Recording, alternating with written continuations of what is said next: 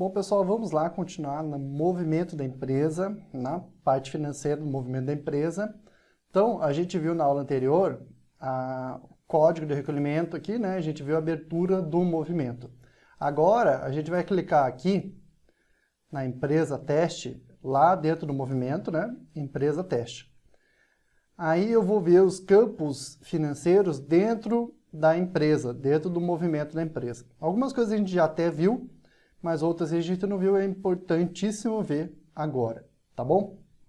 Então, o primeiro campo que a gente vai ver aqui é o campo, a gente tem 3 abas aqui, né? Informações do movimento, receitas e informações complementares. A gente vai ver a primeira aba, informações do movimento, tá?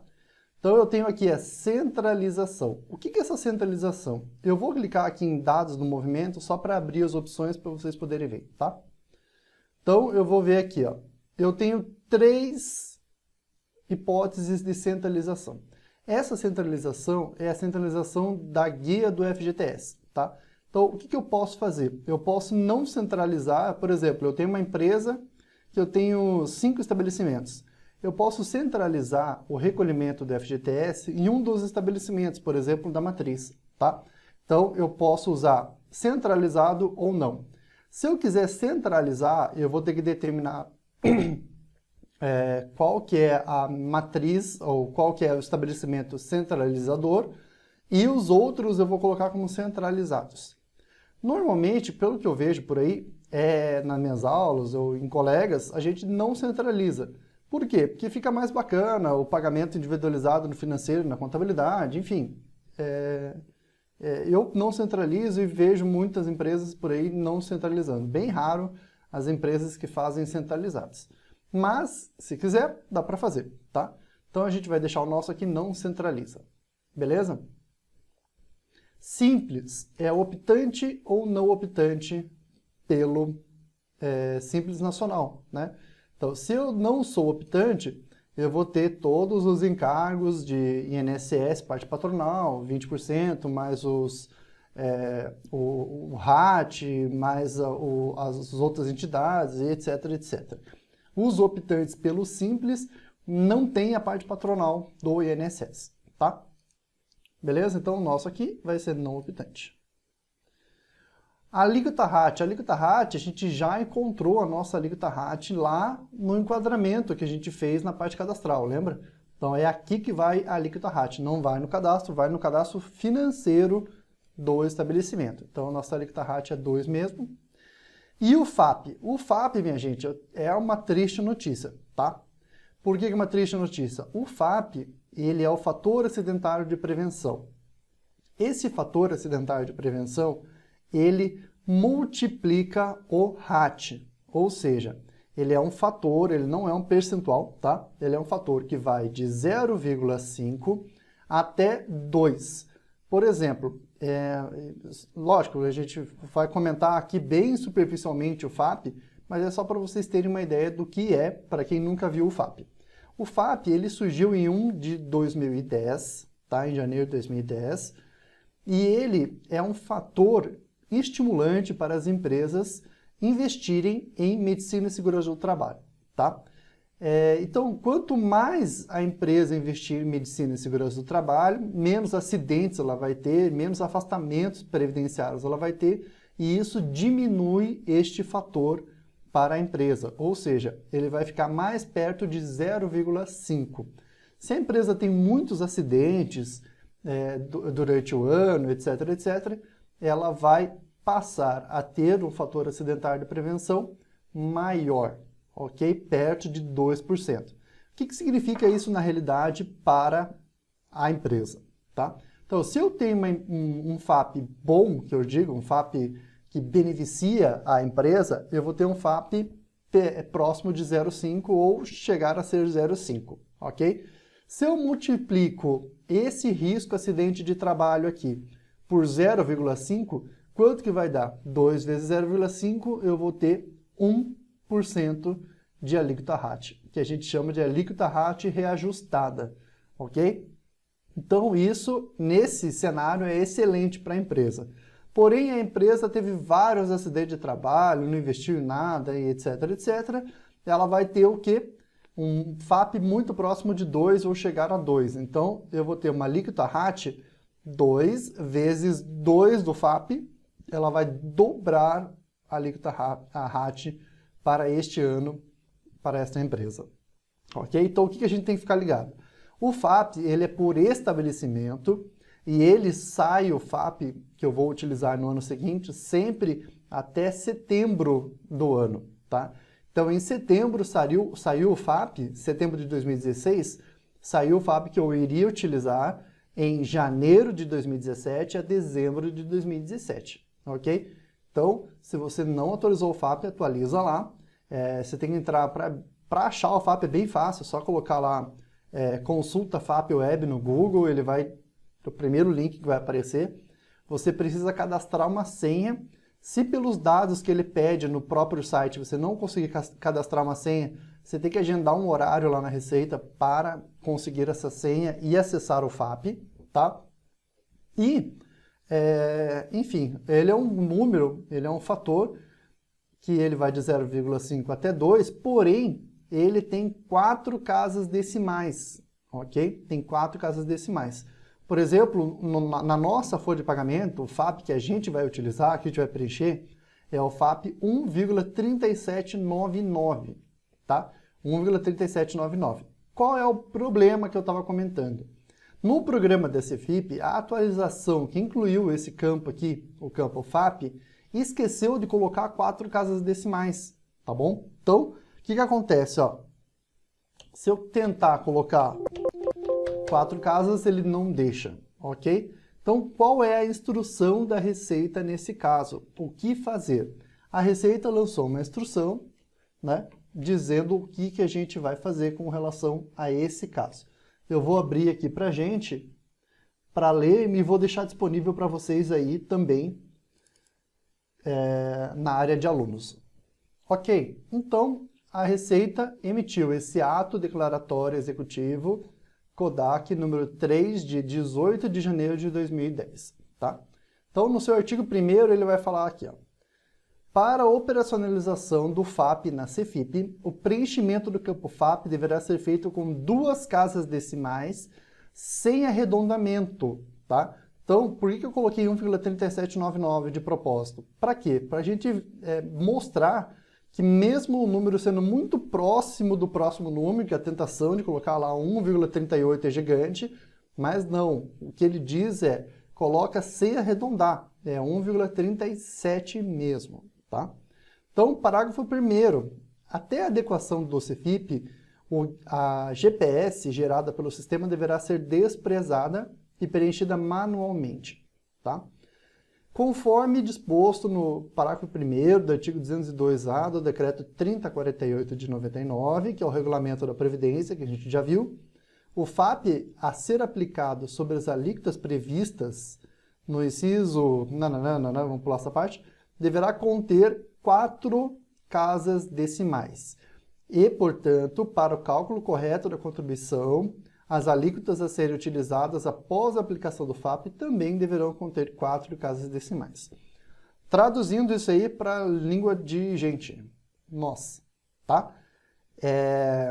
Na CFIP eu vou colocar 1,37, ou seja, sem arredondar. Não vou utilizar a GPS da CFIP, pelo amor de Deus, isso é importante.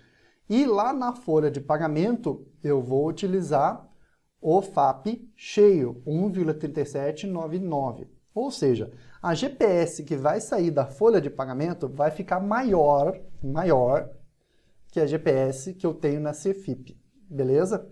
Ou seja, povo, a gente tem que pagar a GPS que sai lá da folha de pagamento, não a GPS que está na CFIP, tá? Ah, mas não vai dar divergência? Não, porque eu estou pagando a mais, então não vai dar divergência nenhuma, tá?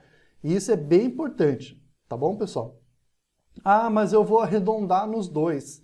Não, não vai arredondar nos dois porque está errado, tá? Então vai fazer do jeito que a Receita pede para fazer. Então não faça arredondamentos não, porque isso está errado, pode ser considerado uma informação incorreta para a Receita Federal. Beleza, então, pessoal? Esse é um ponto importante para preenchimento da CFIP. Ah, mas eu nunca vou poder pagar a GPS que sai lá do programa da CFIP? Pode pagar, desde que o FAP que esteja na folha de pagamento seja igual ao FAP que está lá na CFIP. Quando que isso vai acontecer? Quando que isso vai acontecer? Por exemplo, eu tenho FAP 0,5, eu tenho FAP 1, ou seja, eu tenho FAP exatamente 100 casas decimais que eu possa utilizar lá na CFIP e posso utilizar lá na folha de pagamento. Tá bom? Então isso aí é bem importante. Esse ato declaratório eu vou deixar anexo aí a aula para vocês. Beleza? Vamos continuar então? Próximo campo, código de pagamento da GPS. Eu vou ter aqui, já vem importado no meu sistema automaticamente o 2100 para esse tipo de empresa, né? Que é empresas em geral aí que a gente está trabalhando. Código de outras entidades. Esse código de outras entidades aqui, o 115, é aquele código que eu mostrei lá na tabela do FPAS, tá? Que é a somatória daqueles números, vai dar 115, beleza? Percentual de isenção de filantropia. Ele nem habilita porque a minha empresa não é filantrópica, mas se fosse eu teria que colocar aqui o percentual de isenção de filantropia, tá? Aqui neste campo, pessoal, eu tenho valores pagos à cooperativa de trabalho, base de cálculo da contribuição, tá? Vamos voltar ao slide que eu quero mostrar para vocês que este campo não se aplica mais, tá? Então, estamos aqui. Contratação de cooperativas não seja mais patronal de 15% desde 23/6/2015, tá? Então, a solução de consulta COSIT 152, de 17 de junho de 2015, ele esclarece para a gente, tá? STF, o Supremo Tribunal Federal, julgou inconstitucional este pagamento. Então, o que a gente fazia antes dessa data aí? Por exemplo, eu tinha lá Uni qualquer coisa, né? Cooperativa médica lá que a gente conhece. Tem a Uni dentro não sei o quê, que é a cooperativa odontológica. Tem a Coopertax não sei das quantas, que é a cooperativa de táxi. Então, sobre essas contratações, a gente tinha um valor de 15% sobre uma base reduzida lá dessas notas fiscais. Então, a gente sempre perguntava, quem tem Uni não sei o quê? Tem que lançar na CFIP. Agora não precisa mais. Inclusive, os valores que a gente lançou nos últimos 5 anos, que é o prazo de prescrição, a gente consegue recuperar esses valores. E, dependendo do tamanho da empresa, são valores bem expressivos e seria bem interessante a gente fazer. O problema disso é que a gente vai ter que fazer a retificação das CFIPs para gerar o crédito tributário para a compensação ou para o pedido de restituição, tá? Mas dependendo do valor, vale muito a pena, tá bom? Então, é isso que comenta essa solução de consulta, tá? Para quem não sabe, quem nunca viu uma solução de consulta na vida, a solução de consulta são dúvidas do contribuinte que ele abre especificamente para a empresa dele, lá no INSS, através de formulários, padrões, INSS não, né, desculpa, lá na Receita Previdenciária, e a Receita faz uma resposta formal para ele daquele caso. E essa resposta formal, ela fica disponível para todos os contribuintes. Para quê? Para formar uma espécie de jurisprudência das decisões da Receita e dos entendimentos da Receita, ok? Então, além da instrução normativa, além das leis, além de etc, etc, etc, a gente ainda tem a solução de consulta, ou as soluções de consulta, para basear e balizar os nossos entendimentos dentro do departamento pessoal, enfim, dentro da nossa área de atuação. Beleza, pessoal? Então, vamos para o próximo campo, lá na CFIP, que são as deduções, tá? Então, aqui eu vou ter dedução de salário família, salário maternidade e 13º maternidade, tá? Neste arquivo aqui, que é um arquivo que eu não tenho alocação de mão de obra, ou seja, empresas em geral, eu vou ter esses 3 campos juntos aqui. Eu vou ter dedução do salário família aqui, maternidade e 13º. Quando a gente for ver o arquivo de prestação de serviço, vocês vão ver que este campo aqui vai ficar zerado e a dedução de salário família vai ficar dentro do meu cliente, que a gente chama de tomador dentro da CFIP, tá? Essa é uma diferença entre as prestações de serviço e obra de construção civil para o arquivo de empresas em geral, tá? Então, isso aqui é basicamente o total de salário família que eu paguei no estabelecimento, e o total do salário maternidade que eu estou pagando. Se tiver algum 13º correspondente à maternidade também, viria nesse campo. Não é o caso neste arquivo, tá bom? Então, o que eu tenho de alerta para dar referente a esses dois campos aqui? Salário família, pessoal, tem que ter todos os requisitos do salário família, tá? Um deles é que eu vou começar a pagar o salário família a partir do momento que os pais empregados lá na minha empresa tragam a certidão de nascimento, tá? Então eu não vou começar a pagar o salário família desde que a criança nasceu, e sim a partir do momento que eu recebo o documento dizendo que a pessoa tem direito, ok? Eu, empresa, sou muito boazinha. Então, o que eu vou fazer? Eu quero pagar muito o salário família desde que quando a criança nasceu. E é isso, eu quero pagar, ok? Ok, ótimo, você pode pagar. Só que o INSS não pode pagar porque você, ao bel prazer, resolveu pagar para o empregado. Ou seja, este campo salário família só é o salário família mensal, aquele salário família que eu estou pagando dentro dos requisitos do programa. Se eu quis pagar no salário família, que a gente chama lá na folha de salário família mês anterior, ou então a gente cria uma verba mais horrível ainda, que é o salário família mês de janeiro de 2017, uma verba que eu nunca mais vou utilizar na vida, né? Mas criei lá no sistema. Esses pagamentos são responsabilidade da empresa, eu não posso incluir nesse campo salário família, tá? Salário maternidade, o que eu posso dizer para vocês cuidarem com o salário maternidade? Com verbas novas, né? Então, eu tenho uma verba padrão do meu sistema, que é a salário maternidade. Só que, de repente, eu quero desmembrar, por exemplo, média de hora extra, salário maternidade, por exemplo, tá? Essa média de hora extra, ela vai também para a CFIP. Então, eu tenho que dizer lá na verba que essa verba tem que ser abatida do CFIP para que eu consiga receber esse valor, né? Que eu consiga abater esse valor lá da minha GPS. Então, esses valores aqui, quem paga é o INSS, ou seja, tudo que tiver nesses campos aqui vai abater valor na minha GPS, como a gente vai ver no nosso fechamento. Beleza, pessoal? Vamos para a próxima aba, então. Vou clicar aqui na aba Receitas, tá? Aqui na aba Receitas eu tenho o campo Comercialização de Produção, pessoa jurídica ou pessoa física, beleza? Esses campos aqui são específicos para atividade rural, tá? Na atividade rural, eu vou ter o quê? Eu vou ter uma base da minha produção de comercialização de produção jurídica ou pessoa física. Ou os dois, dependendo da empresa, tem os dois juntos, tá? Se eu coloco a base aqui, a minha empresa é do tipo de agronegócio, rural e etc, etc., ele vai ter o quê? Ele vai ter um percentual a recolher em cima dessa comercialização de produção, tá? Então, isso é específico da área rural.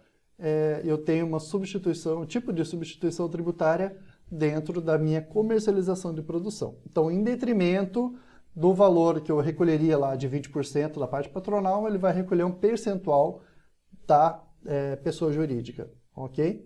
Então, eu tenho uma legislação específica para isso. Receita de evento desportivo e patrocínio. Então, aqui se eu tenho evento desportivo, por exemplo, clubes de futebol, eles vão recolher também uma parte patronal de INSS baseado no espetáculo, no evento desportivo, tá? Patrocínio é a mesma situação. Então, percentual do INSS lá para essas receitas, ok? E, finalmente, vamos para a terceira aba, que é informações complementares, tá? Informações complementares, outras informações. Estes campos aqui eles estão desabilitados, por quê? Porque o meu código de recolhimento aqui, ó, é 115. Se fosse 650, ele estaria habilitado e estes campos, inclusive, fariam parte da minha chave da CFIP, ok? Então, isso aqui é só para informações de processos trabalhistas, a gente vai ver também dissídio coletivo que entram informações nesses campos, tá? Que é o campo de processo, ano, vara, período de início e período fim. Como o meu código de recolhimento é 115, eu não vou preencher nada nestes campos aqui, ok? Recolhimento de competências anteriores, tá? Esse recolhimento de competências anteriores é quando a minha GPS fica abaixo de R$10, que antigamente a GPS, se não me engano, era R$29. Eu não poderia pagar menos que R$29 numa GPS. Então, às vezes, dependendo da empresa, ficava lá um valor de INSS de um mês para o outro para recolher, tá? Porque eu não podia recolher nesse mês, eu somo com a próxima GPS e recolheria, tá? Então é a mesma coisa com os R$10, mas é muito difícil eu ter que usar esses campos, né? Porque é muito difícil uma GPS ficar menos que 10. Se acontecesse, eu teria que colocar aqui a GPS do mês anterior, lá, menos de R$10, né? No campo valor de INSS e outras entidades, e ele soma com a minha próxima GPS para gerar uma GPS lá mais de R$10, tá bom? E esse campo aqui, pessoal, campo compensação, é extremamente utilizado dentro da Cefip para algumas situações e a gente vai ver já já o que é. Antes de falar como que a gente vai utilizar esse campo, é importante essa nomenclatura aqui, ó, valor corrigido. O valor da compensação, ele pode e deve ser sempre corrigido, tá, pessoal? Então, se eu tenho um valor a compensar de um mês para o outro, ou daqui a 10 meses, eu posso reajustar com juros de Selic mais 1 para compensar. Isso é muito bom, por quê? Porque o Selic é um juros muito alto, né? Então, da mesma forma que eu deixo de pagar uma GPS para o governo e esqueço de pagar ou não tenho condições de pagar, vou pagar multa e juros, da mesma forma, eu posso compensar, lógico que sem multa, né? Eu só posso usar os juros, eu posso compensar com juros, ok? Então, o mesmo juros que eu utilizo para pagar em atraso é o mesmo juros que eu vou utilizar na compensação. Ah, mas Rodrigo, se eu usar o campo compensação corrigido, a Receita vai lá e vai perguntar para mim de onde que eu tirei esse valor corrigido. Exatamente, sem problema. A gente sempre vai guardar um histórico, uma planilha, uma tabela ou qualquer coisa do tipo para campo compensação, tá? Então, se eu tiver valores em compensação, ele tem que estar muito bem explicado para o fiscal. Porque senão o fiscal vai te dar uma multa de no mínimo 150% do valor da compensação, ok? Então é uma multa árdua, dependendo do tipo da compensação. Se ele considerar fraude, ele vai instaurar processo criminal contra a empresa. Isso é bem complicado, tá? Então o valor de compensação tem que estar muito discriminado, muito bem guardado essas informações, tá? Período início e período fim é o período início e fim que se refere a essa compensação. Da onde você está compensando? Ah, do período início e período fim, janeiro de 2017, abril de 2017, por exemplo. Então, isso aí tem que estar numa planilha muito bem explicado da onde você tirou a compensação. Ah, Rodrigo, é verdade que a compensação é um chamariz para fiscalização? É verdade, sim, né? Então, se eu tenho compensações exorbitantes, existem mecanismos que a Receita identifica esses valores exorbitantes e faz fiscalização mesmo. Já vivi isso na pele, vários clientes já viveram. Mas, enfim, se está tudo certo, não tem o que temer a fiscalização, né?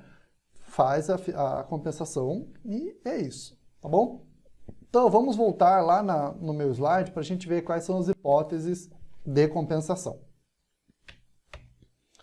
Então, valor corrigido a compensar, efetivamente abatido em documento de arrecadação da Previdência GPS. 1. Hipótese de pagamento e recolhimento indevido à Previdência. Por exemplo, paguei 2 vezes a minha GPS. Então, eu posso fazer o quê? Posso fazer uma compensação. 2. Valores decorrentes de retenção sobre nota fiscal fatura, não compensados na competência que ocorreu a retenção. Então, a gente vai ver lá na prestação de serviço e na construção civil valores de retenção que ficam superiores ao que eu tenho a compensar dentro da Cefip. Então, eu posso fazer o quê? Eu posso, nas competências posteriores, usar o campo compensação para recuperar esse dinheiro que eu não consegui recuperar na competência da retenção. Vai ficar muito mais claro isso quando a gente estiver mexendo no arquivo, tá? Salário família e salário maternidade não deduzidos em época própria. Também, mesma situação, tá? Observação. Situações amparadas por liminar ou decisão judicial favorável à compensação acima do limite. ok? Então, por exemplo, eu entrei com uma liminar para que a minha empresa não recolhesse mais a parte patronal do INSS, porque a gente, sei lá, considerava que a empresa era uma filantropia e a filantropia ainda não saiu, por exemplo. Esse é um exemplo de decisão judicial. Eu não posso simplesmente mudar o status da empresa enquanto essa decisão liminar não virar uma decisão, um trânsito julgado, coisas do tipo, tá? Então, nesses casos, eu uso o campo compensação para compensar os valores que eu ganhei na minha liminar, tá bom? Então, essas são as situações. O que eu tenho de importante para dizer para vocês com relação à compensação? No programa da Cefip, a última atualização referente a este campo foi antes de 2008, tá? Foi lá em 2008.